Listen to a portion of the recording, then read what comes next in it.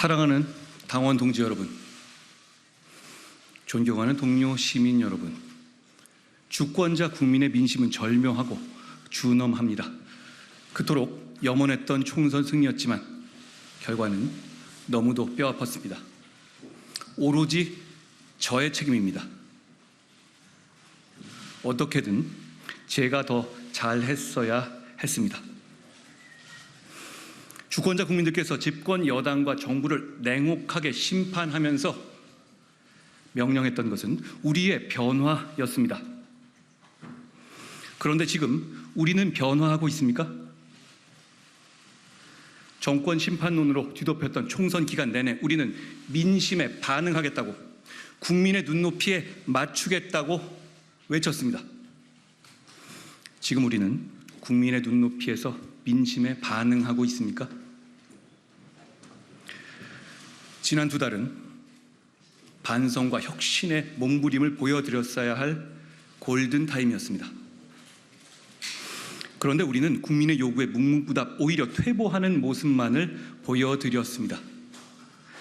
국민들께서는 우리에게 마치 갈라파고스에 사는 사람들 같다, 심판받은 사람들이 맞느냐, 심지어 이긴 사람처럼 행동하고 있다는 말씀까지 하십니다. 거대 야당의 상임위 독식, 입법 독주, 일극 체제의 완성을 민심이 강하게 제지하지 않고 있습니다. 우리를 향해서 너희 국민의힘은 더 혼나봐야 한다는 국민의 심판이 계속되고 있기 때문입니다. 국민의 눈높이에 맞추라는 명령에 우리는 응해야 합니다. 지금의 위기를 극복하고 절박한 상황을 희망으로 바꿔야 합니다. 지난 두 달간 복귀와 성찰의 시간을 보내면서 이런 국민의 준엄한 요구를 생각했습니다. 고심 끝에 저는 오랫동안 정치에 복귀하지 않겠다는 생각을 바꿨습니다. 지금 시기에 국민의힘 당대표는 할 수 있는 것도 없고 죽기 딱 좋은 위험한 자리라고들 합니다. 저는 용기 내어 헌신하기로 결심했으니 주저하지 않겠습니다. 제가 총선 내내 진심을 다해서 외친 민심에 반응하고 국민의 눈높이에 맞는 국민의 힘을 만들기 위해서 모든 것을 바치는 것으로 진짜 책임을 다하려 합니다. 막힌 곳은 뚫고, 끊긴 곳은 잇고, 무너진 곳은 바로 세우겠습니다. 패배의 경험을 변화와 승리, 정권 재창출의 토양으로 삼겠습니다. 당정 관계를 수평적으로 재정립하고 실용적인 방향으로 쇄신하겠습니다. 보수 정치를 혁신적으로 재건하겠습니다. 그리고 국민의힘을 대한민국의 지속 가능한 성장을 이끄는 정당으로 만들겠습니다. 첫째, 당정관계를 수평적으로 재정립하고 실용적으로 쇄신하겠습니다. 지난 2년간 9번이나 집권 여당의 리더가 바뀌었습니다. 그 배경이나 과정이 무리하다고 의문을 갖고 비판하시는 국민들이 많으셨습니다. 당이 정부의 정책 방향 혹은 정무적인 결정에 대해서 합리적인 비판이나 수정 제안을 해야 할 때 그럴 엄두조차 못 내는 상황들이 반복되었습니다. 국민들과 당원들께서 실망하셨습니다. 지금 우리가 눈치 봐야 할 대상은 오로지 국민입니다. 의석수가 부족한 국민의힘이 위기를 극복하기 위한 유일한 방법은 국민의 마음을 얻는 길뿐이기 때문입니다. 당이나 정이 민심과 다른 길을 가면 한쪽에서 견고하고 단호하게 민심의 길로 견인해야 합니다. 어느 한쪽이 이끄는 대로 무조건 따르는 것이 아니라 상호 존중 속에서 치열한 토론을 통해서 해법을 찾아야 합니다. 그런 건강하고 수평적이며 실용적인 당정 관계를 대다수 국민과 지지자들, 당원들이 정말로 바라고 있습니다. 제가 그 역할을 하겠습니다. 집권여당은 대통령실 정부와 서로 존중하고 긴밀하게 소통, 협력하면서 일해야 합니다. 다른 이유가 아니라 그래야 시너지를 내서 국민들께 더 잘 봉사할 수 있기 때문이죠. 특히 고물가와 고금리 대응, 불합리한 세제개혁, 소상공인의 자영업자 지원 등 민생경제 해결 앞에서 당정은 적극 협력하는 모습을 보이겠습니다. 당이 정부와 충실히 협력하지만 꼭 필요할 때는 합리적인 견제와 비판, 수정 제안을 하는 것도 마다하지 않겠습니다. 기준은 오로지 민심과 국민의 눈높이여야 합니다. 중요한 사안마다 그 절대적인 기준을 당정 모두가 공유하면서 협력하겠습니다.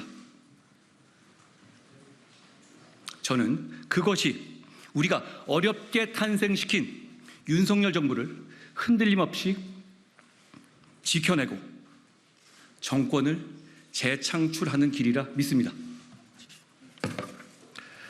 둘째, 보수 정치를 재건하고 혁신하겠습니다. 지난 총선 기간 저는 우리 보수 정치를 지지하시는 지지자들의 애국심, 유연성, 전략적 판단 능력에 놀랍고 깊이 감동했습니다. 3월 말 4월 초 정권 심판이라는 민심의 매서운 파도 아래 보수 정치가 속절없이 무너질 위기 앞에서 저희 같은 정치인들이 아니라 우리의 지지자들이 나서주셨습니다. 부산을 비롯한 전국 각지에서 여러분이 나라를 살려주십시오 라는 참 구식처럼 보이는 저의 호소에 개헌 저지선을 지켜주셨습니다. 저는 그 절박한 상황을 함께했던 뜨거운 마음들을 잊을 수가 없습니다. 지금의 보수 정치는 지지자들이 정치인들보다 더 애국적이고 더 유연하고 더 전략적이고 더 절박합니다. 저는 우리 보수 정치인들이 더도 말고 딱 우리 지지자들만큼만 애국적이고 유연하고 전략적이고 절박해진다면 대선이든 지선이든 승리할 수 있다고 확신합니다. 제가 생각하는 보수 정치의 재건과 혁신은 보수의 정치인들이 지지자들만큼 훌륭해질 수 있는 시스템을 만들자는 것입니다. 그러기 위해서 우선 지역 현장 중심의 풀뿌리 정치 시스템을 갖춰야 합니다. 이번 선거에서 봤듯이 늘 어려울 때 나라를 지켜준 전통적인 지지자분들을 소중히 여기고 늘 감사드리는 정치를 해야 합니다. 여러분, 그분들의 지지는 당연한 것이 아닙니다. 그분들이 우리 대한민국의 지금을 만든 자부심이고 출발점이자 보루입니다. 동시에 중도, 청년, 수도권 정치를 향한 확장이 없이는 우리 당의 미래가 없다는 것을 모든 당원과 지지자들이 알고 계실 겁니다. 한 발은 보수의 심장인 전통 지지층에 두고 또 한 발은 수도권과 청년을 향해서 과감하게 나가야 합니다. 헬무트 콜 독일 총리는 17 나이에 보수 정당에 입당하여 체계적으로 훈련받고 보수 정당의 추천으로 작은 선거부터 나가면서 정치적으로 성장했습니다. 그리고 훗날 독일 통일이라는 대업을 달성했습니다. 마크롱 프랑스 대통령은 대학 시절 지방선거의 자원봉사자로서 정치를 시작해서 30에 공천 탈락의 고배를 마시면서 경력을 쌓았습니다. 조르지 멜로니 이탈리아 총리도 10대부터 정당 활동을 시작해서 30이 되기 전에 하원의원에 당선됐습니다.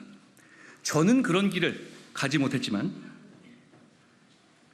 우리 당은 이제 콜을, 마크롱을, 멜라니를 키워내야 합니다. 우리는 지금 어떻습니까? 당선 가능성이 없는 걸 알면서도 자청해서 출마한 광주의 박은식, 연고가 없음에도 당의 요청으로 도전한 오산의 김효은 같은 젊은 인재들에게 우리 당은 자신 있게 앞으로도 생활인으로서 정치 계속하시라 이렇게 요구할 수 있습니까? 지금처럼 선거철만 되면 벼락치기식으로 청년 인재 영입해서 험지로 보내고 그 귀한 인재들을 일회용으로 사라지게 두실 겁니까?